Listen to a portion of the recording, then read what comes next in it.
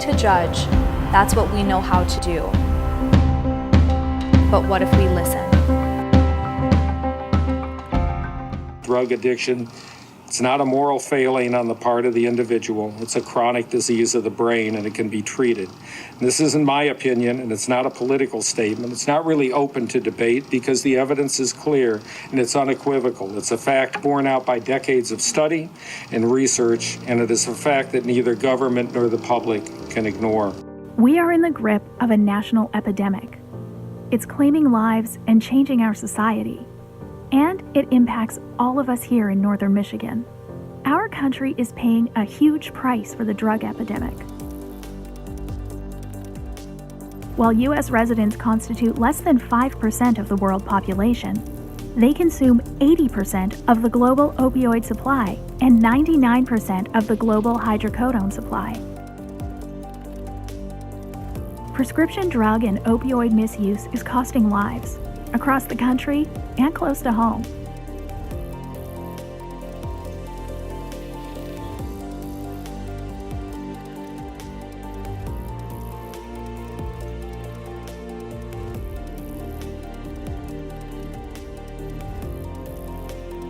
Well, what I can tell you is that 5 years ago, we never saw heroin in Grand Traverse County. Since then, the number of cases have steadily increased. I know in May I reported out that there were 119 charges involving heroin and opioid cases, felony charges.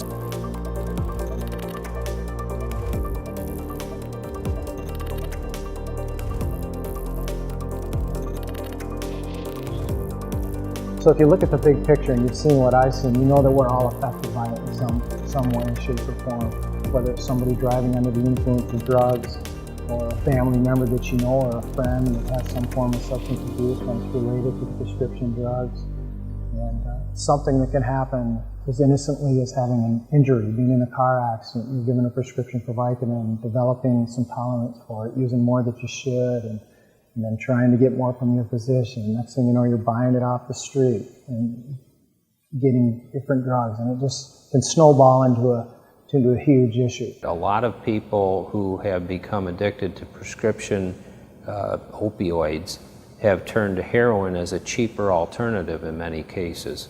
One other thing to realize about the opiate epidemic is that older people are not immune to it. I was told by my family doctor that eventually I was going to need hip replacement. And they gave me some Norco. It kept progressing until my doctor was prescribing me 5 a day. My husband also was getting prescribed it, but he doesn't believe in medicine. And unbeknownst to him, I was taking his also. And I was taking 25 to 30 a day. I couldn't function without them. I couldn't hardly put one foot in front of the other. I think patients need to inquire about the dangers of the drugs that they use, the side effects that they use. People need to change our expectations as far as how we are treated for pain. We shouldn't have a quick fix. It's not normal to get older and have your blood pressure stay the same as it was when you were 20. So why would you expect your knees to feel the same? It doesn't mean you can't have pain relief. It just means that you can't have 5 pills a day to make it all go away. I grew up in middle-class America, good father, good mother. The pressures of life start to build up, and that's when drugs started to become an escape. The world of opioids, just rapid, it's everywhere. My heroin addiction was nothing more than an expense to me. If it was $2,400 a month, that was now part of my bills. And it got to a point where it just was, I was just killing myself though. There are a couple things that people can look for.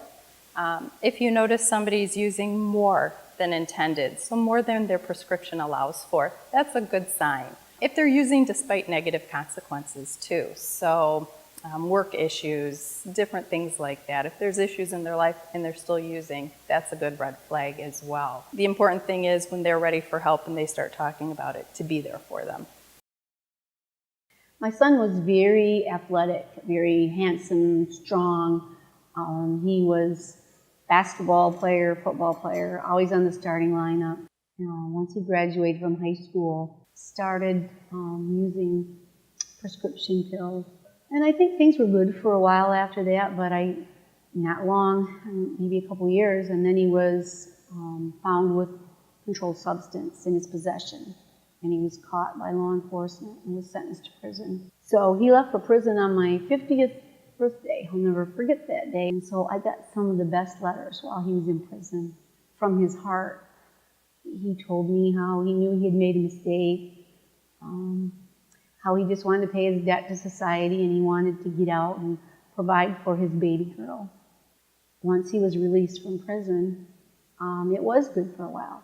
He was raising his baby daughter, and then I could see that he was starting to use drug again. So it was a winter night when we found him.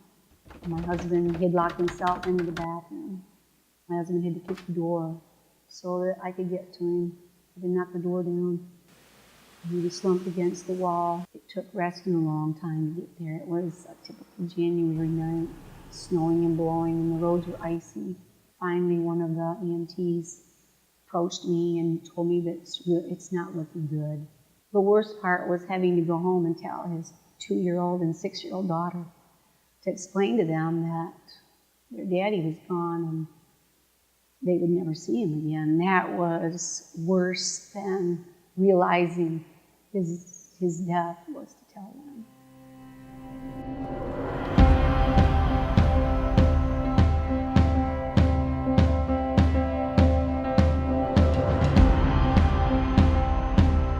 Shame and secrecy are just as deadly as the disease. I think that's a very strong statement.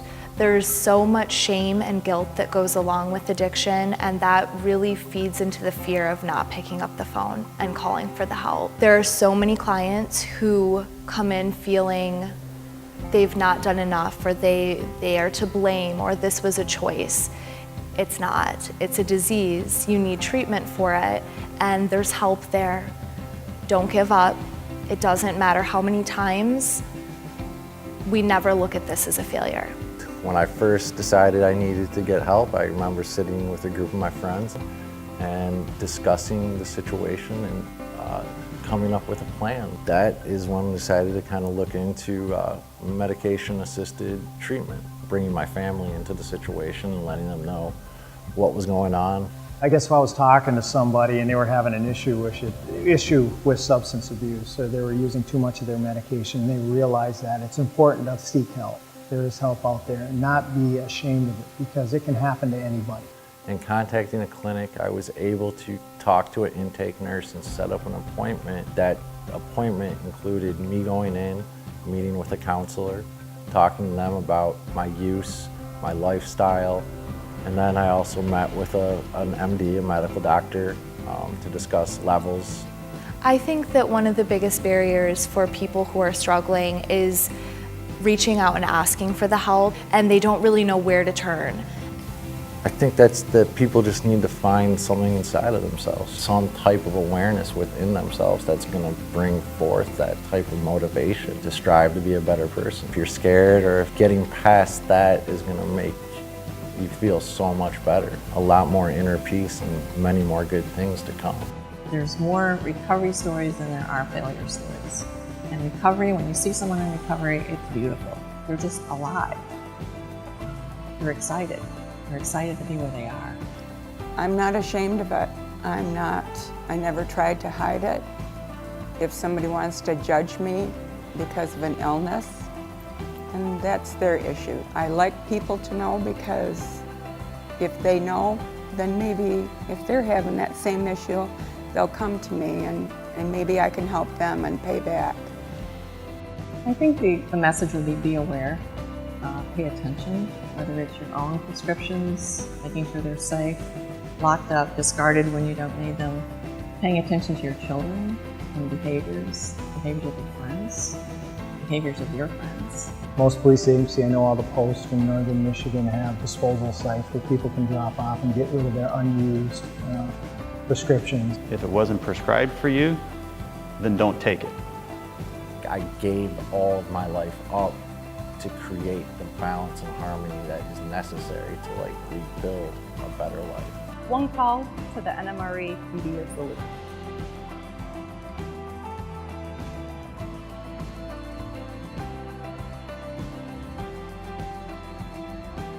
drugfreenorthernmichigan.net. I just want to say one last thing. All it takes is one phone call. One phone call and you can change your life.